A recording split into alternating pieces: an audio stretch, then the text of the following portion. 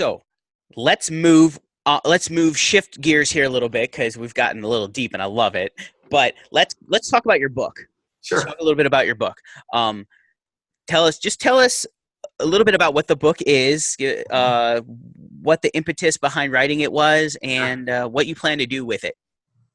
Yeah, well, thanks so much for making space for this. Yeah, Well, absolutely. anyway, so Shane, I came to know the Lord at the age of 16, and it was on the heels of getting mixed up with drugs and just the wrong crowd, and it took me down very quickly, and I didn't get messed up with like crack or heroin or any, kind of those harder drugs, but regardless, the drugs took me down very quickly, and so I came to know the Lord at the age of 16 in 1994. And my turnaround was radical, it was quick, and it was extreme. And so I went from this kind of dopey teen to being this really on fire kid for Christ and sharing my faith in school and doing things like that. And so, as far as the impetus for writing the book, well, I developed a love for biographies and autobiographies very early in my walk. And so I've been reading them, I've been listening to them, and they've just been a real source of spiritual strength, encouragement. I use them in devotional time. And so it almost is a natural, next step for me to write my, my first memoir at this point. And so that's what Adventures in Evangelism, the Testimony of a Timid Evangelist is. It's a memoir from obviously a little backstory before I come to know the Lord in 1994 up through my Marine Corps service in 2001. Give stories about, how I serve the Lord and things like that.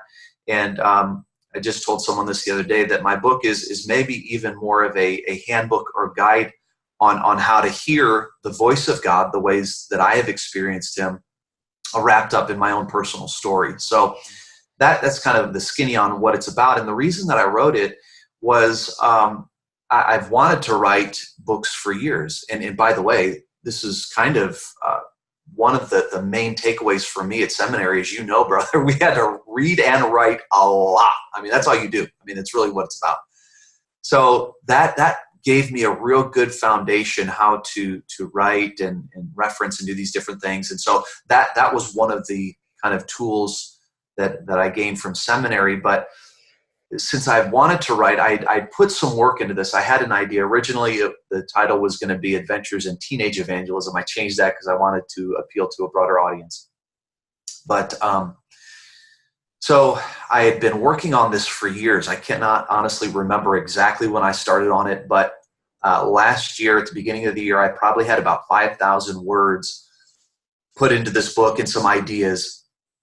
And now this is interesting. In being a charismatic Pentecostal, I still believe in the gifts of the Spirit. I still believe that they're active and operative. I was texting a good friend who I also dedicate the book to. His name's Blake Fierce. The last text that he and I corresponded with one evening, he said, "The devil's not going to like what you do when you get up in the morning." And I, even for me being around, kind of the sensational gifts of the Spirit and all this kind of stuff, I'm like, wow, that's what in the world's going to happen? Is Goliath going to show up and I'm going to kill him? I just didn't know. So I'm like, okay, whatever, Lord. I just kind of shelved it and went to bed.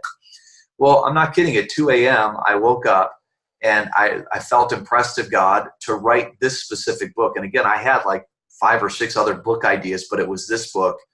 And I just began to write like a man possessed, I believe, with the purpose and plan of God. And so from January, February 2018 to just late last year, probably November, December, put the last ideas on the cover design and finished it up. So that's the kind of the little synopsis of the book and the purpose for the reason I wrote it. Yeah, I think in the review that I left for you on Amazon for the book, I said it basically, yeah, if you're an evangelical, you're gonna love this book. If you're a charismatic, if you're a gift of the Spirit kind of person, you're gonna love this book. If you're not, you might find some parts of it hard to read, but it's still an important book. I think. Well, thank you. I do. I think it's good. I think anytime we can hear somebody's story about how they got to where they are, it's important. Whatever that story is, even if the story's tragic, I think hearing this, I mean, that's what we have. And especially as pastors, that is our greatest tool, is to tell stories. And Jesus, that's how he taught, by telling stories.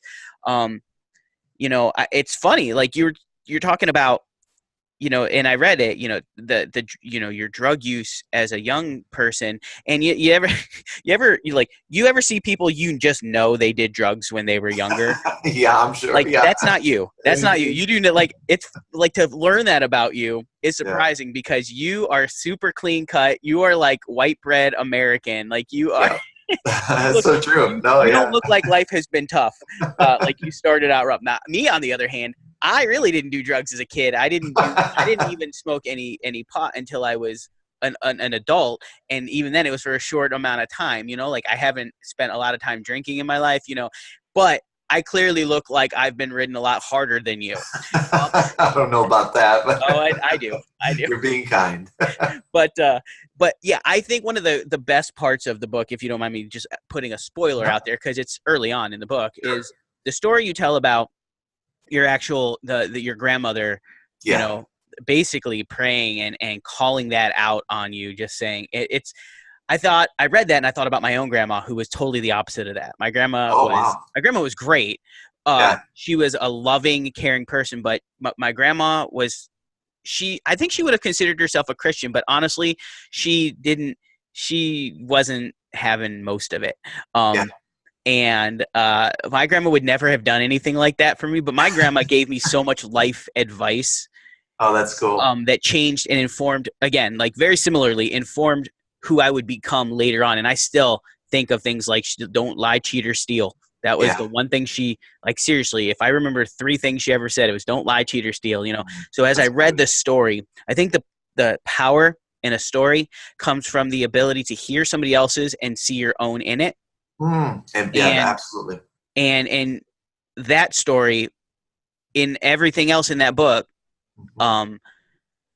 it really had that ability to do that. So I think your book is useful to anybody, simply because the stories that you tell, we can see our own story within it. And I think that is just I think that's the mark of a good writer and a good storyteller.